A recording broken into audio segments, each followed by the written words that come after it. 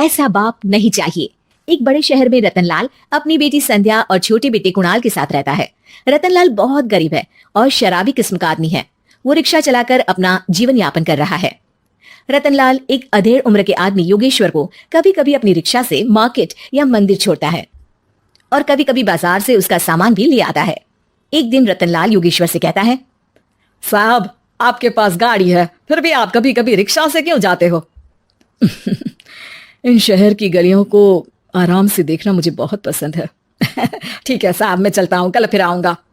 अरे रतनलाल रुको तो, मैंने सुना है कि तुम अपनी बेटी को कुछ पैसों के बदले किसी को दे रहे हो। अभी किसी को बेचे नहीं तो क्या करे साहब, एक छोटा बेटा है, उसको पढ़ाना भी है, उसकी देखभाल भी करनी है, और अगर मैं बेटी को घर में रखूंगा तो उसकी शादी कैसे करूंगा साहब। तुमको कितने पैसे मिल रहे हैं? अब 50,000 साहब। देखो मैं तुमको पूरे 20 लाख रुपए देता हूँ, तुम अपनी बेटी संध्या को मुझे दे दो। हैं? 20 लाख? धन्यवाद साहब, धन्यवाद, मैं कल ही उसे आपके पास छोड़ जाऊंगा साहब। अगले दिन रतनलाल संध्या को हमेशा के लिए योगेश्वर के यहाँ छोड़ आता है और बदले में 20 लाख रुपए लेकर घर आ जाता है। रतनलाल जिंदगी में पहली बार इतने पैसे पाकर बौखला गया। उसने एक अच्छा घर लिया। कुणाल, अब हमें कोई चिंता नहीं है, तू अब अच्छे से पढ़, खूब मन लगाकर पढ़ाई करना। पापा मुझे पढ़ाई करना अच्छा नहीं लगता। अरे तूने अगर ज्यादा बकवास की ना तो बहुत मारूंगा। कल से तू अच्छे स्कूल में जाएगा तो जाएगा, हाँ बस। कुणाल का एडमिशन एक अच्छे स्कूल में हो जाता है, लेकिन आए दिन स्कूल से शिकायत आती ही रहती है। 10 साल बाद एक दिन प्रिंसिपल मैडम रतनलाल को स्कूल में बुलाती है। रतनलाल, आपका बेटा कुणाल बहुत आवारा हो गया है और ये बिल्कुल भी पढ़ाई नहीं करता है, बल्कि उसका दिमाग गलत कामों में जा रहा है। अब मैं उससे बात करूंगा मैडम। ठीक है, आज ये आखिरी मौका है, अगली बार तो मैं उसे स्कूल से ही बाहर निकाल दूंगी।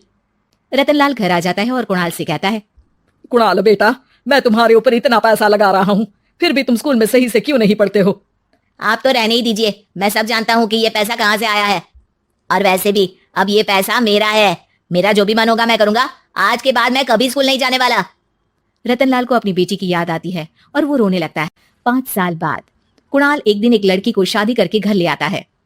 पिताजी, ये मेरी पत्नी है स्वीटी। तुमने शादी कर ली? हाँ शादी कर ली मैंने, दिखाई नहीं दे रहा? और अब से आप फिर से कमाना शुरू कर दो, बहुत बैठ कर खा लिया। कुणाल, तुम इस बुड्ढे को घर में क्यों रख रहे हो? देखो ना ये शराब पीता है, इसे घर से बाहर निकाल फेंको। अरे स्वीटी, ये मेरे पापा है, कैसे बाहर निकाल दूं? और वैसे भी घर में कोई तो चाहिए ना काम करने वाला, नौकर समझ कर रख लो। इस बुड्ढी को तो घर से बाहर निकाल कर ही रहूंगी मैं कब तक इसके लिए खाना बनाऊंगी?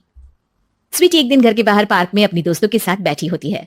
तभी वो रतनलाल को बुलाती है। पिताजी, मेरे कमरे में मैं अपना फोन छोड़ आई हूँ, जरा ला कर तो देना।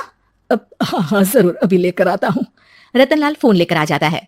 कुछ समय बाद स्वीटी के फ्रेंड्स भी चले जाते हैं। स्वीटी अंदर आकर शोर मचाती है, चोर चोर। कहाँ है चोर? मुझे तो यहाँ कुछ नहीं दिख रहा। अरे ये अलमारी खुली पड़ी है, जरूर किसी चोर नहीं खोली होगी। अरे कौन आया था यहाँ? यहाँ तो पिताजी आए थे बस। अरे बहू, मैं चोर नहीं हूँ। मुझे तो आप पर अब बिल्कुल भी विश्वास नहीं है पिताजी, क्योंकि जब आप पैसे के लिए दीदी को बेच सकते हो तो आप चोरी भी तो कर ही सकते हो। अरे लेकिन वो सब तो मैंने तेरे भले के लिए किया था ना। मैं तो कहती हूँ कि हमें इनकी कमरे की तलाशी लेनी चाहिए। तुम बिल्कुल सही कह रही हो, चलो। स्वीटी और कुणाल दोनों रतनलाल के कमरे की तलाशी लेते हैं और उन्हें वहां स्वीटी की ज्वेलरी और पैसे मिल जाते हैं। मैं तो पहले ही जानता था कि चोर आप ही हो, निकल जाओ मेरे घर से और दोबारा अपनी शक्ल मत दिखाना। रतनलाल आंखों में आंसू लिए घर से निकल जाता है।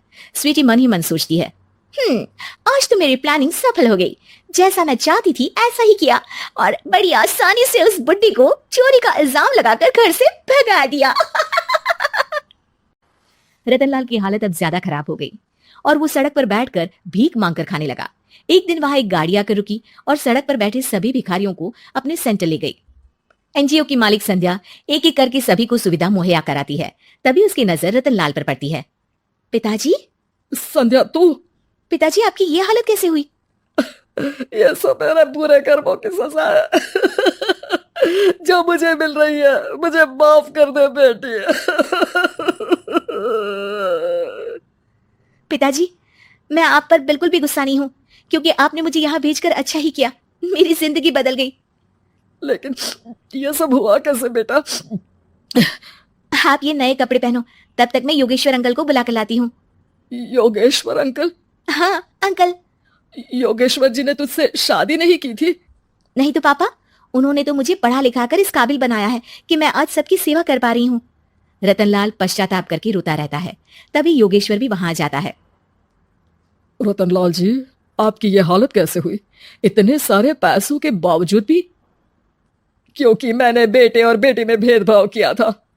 लेकिन आपने ये कैसे किया, मुझे ये जानना है, बताइए। सालों पहले जब संध्या छोटी थी, तब मैंने एक बार एक आदमी से तुम्हें बात करते हुए सुना था, जो कुछ पैसों में संध्या को तुमसे खरीद कर शादी करना चाहता था। मैं उस समय एनजीओ में बच्चों के लिए ही काम कर रहा था और मैं किसी भी लड़की की जिंदगी खराब होते नहीं देख सकता था। इसलिए मैंने अपने जीवन की कमाई का एक बड़ा हिस्सा तुम्हें दे दिया था। सच में कितना गलत था मैं, मुझे माफ कर दो। अब आप दोनों मेरे साथ घर चलो और आज मैं अपना सच्चा प्रायश्चित करना चाहता हूँ। योगेश्वर और संध्या रतनलाल के साथ घर जाते हैं। स्वीटी दरवाजा खोलती है। चोर भिखारी, तुम फिर से आ गया? चल भाग यहाँ से बुड्ढे। ये घर तुम्हारे बाप का नहीं, मेरा है, बाहर निकलो यहाँ से। रतनलाल कुणाल और संध्या को घर से बाहर निकाल देता है। योगेश्वर जी, अब ये घर आपका है और अब आप यहाँ एक और एनजीओ खोल सकते हैं। शायद अब ये सच्चा प्रायश्चित है। संध्या अपने पिता के गले लग जाती है।